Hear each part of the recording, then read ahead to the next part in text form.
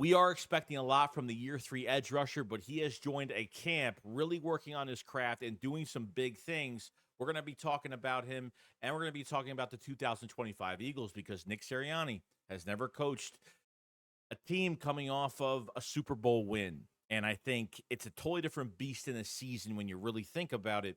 And we're going to talk about it. So let's get into it. What's the boogeyman? As a matter of fact, it was.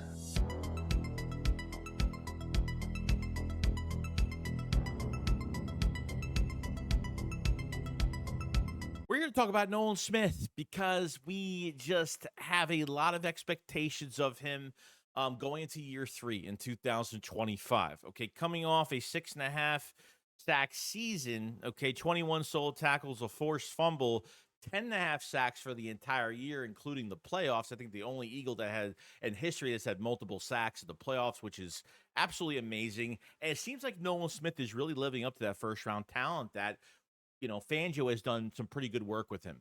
Don't really count that 23 season so much because of the downfall at the end of the year. And we really had bad coaching behind that whole entire defense. And the whole defense didn't really play horrible. So Nolan Smith had his chance in 23, middle of the season when he came in and got some reps. And then, he had a lot of reps at the end of the season as well.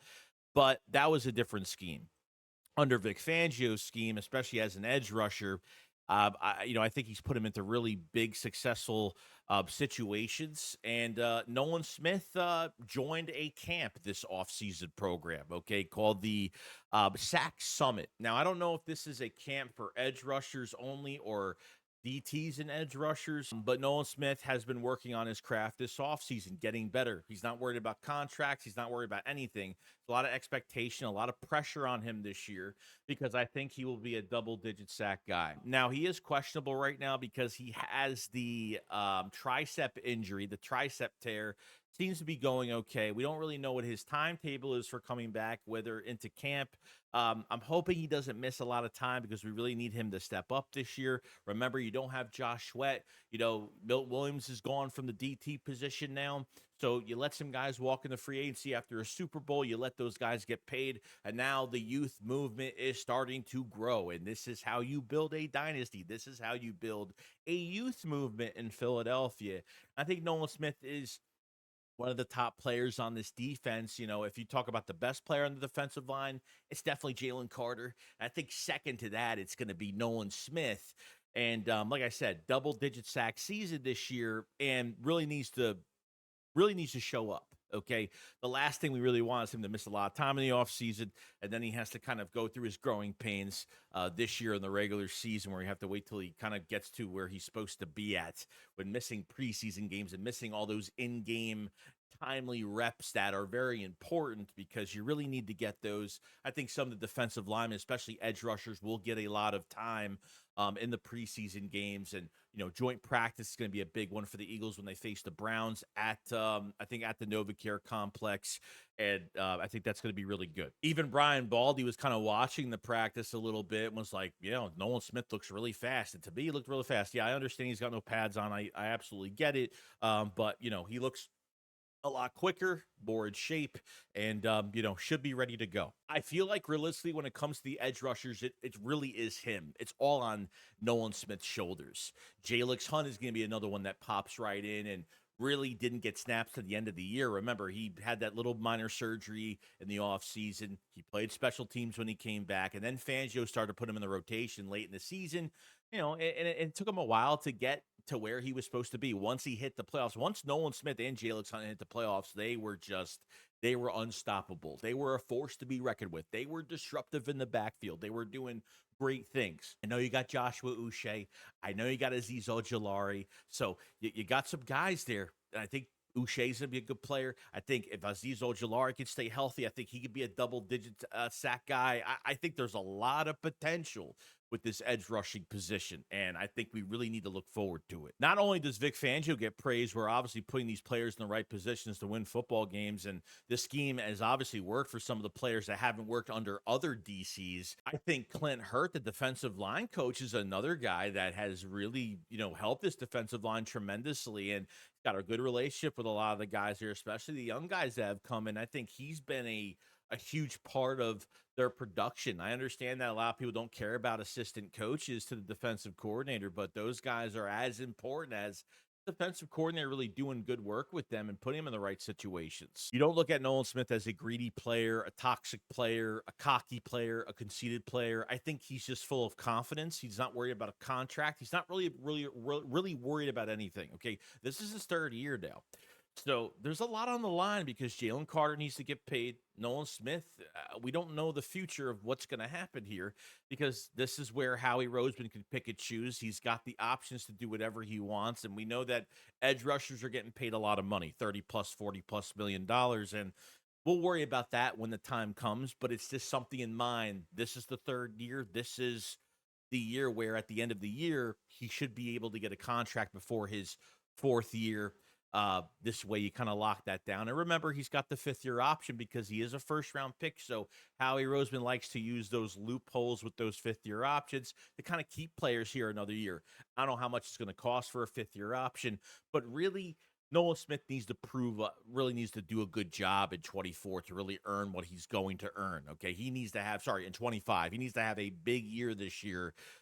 There's no doubt about it. Now we're going to talk about Nick Sirianni. Okay. This is going to be the first time. Okay. And I understand people are going to say coaching is coaching. Yeah. Coaching is coaching, and coaches either change some things that they do. And it seems like what Nick does is he doesn't keep the players too high. He doesn't keep them too low. He keeps them at a medium throughout the season where they're focused. They're not worried about the outside noise. Just like Nick Sirianni said at the press conference, he said, it's just like perfume, smell it, don't drink it. It's poison.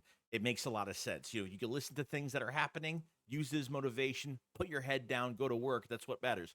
Nick has never coached a team coming off of a Super Bowl title.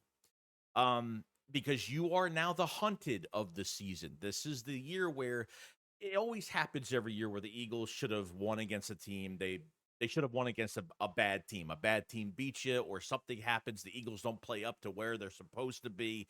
It always happens every single year. Okay. And it might happen again. When it comes into a next season as defending Super Bowl champions, okay, you are going to be targeted. Every team is going to give their all every single game. And every team that beats you is going to treat it like they won their Super Bowl. Gives them more motivation during the year to the end of the year that, hey, we could beat the Eagles.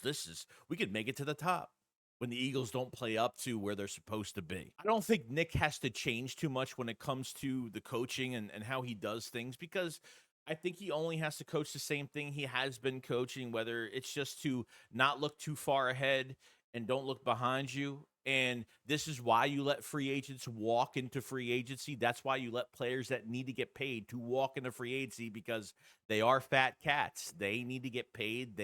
Some guys don't play well after Super Bowls. Not saying that they could have paid everybody, because they definitely couldn't have, but you have to let guys walk. And you need to get more hungry players from the draft, good talents to come in, let the coaches produce those guys, and then work for another championship. It's a recycling process that has to happen every few years, and you need to really draft good every year. And since realistically, the one thing that's been our biggest weakness the last few years, besides the 24 season, has been coaching and obviously producing players and not drafting specific positions over the years, and maybe skipping on not drafting from an SEC school. We've had these issues for a while, and since the coaching is now at the top of its peak right now with the assistant coaching that's connected to it, they're in a really good position to keep this going for a lot of years. What Nick Sirianni is good at doing is he knows how to set up the culture. Okay. The coach has to set up the foundation of the culture. Then the players kind of create and build within that culture. And that comes to Jalen Hurts and gravitating players towards him. I think that's been one of the most important things when it comes to an NFL season. That's why last year the Eagles could beat you on the road. The Eagles can be at home. The Eagles can beat you in bad weather. The Eagles can beat you with injuries. The Eagles can do almost anything and still win, because there is just a different type of focus when it comes to the culture that has been present, has been made. The culture almost stays the same every year, but it definitely changes. There's almost a different tune to a season every season. I think Nick's doing a great job. And I know we've had our problems with Nick in the past, but I think he's been doing an excellent job as of right now so far.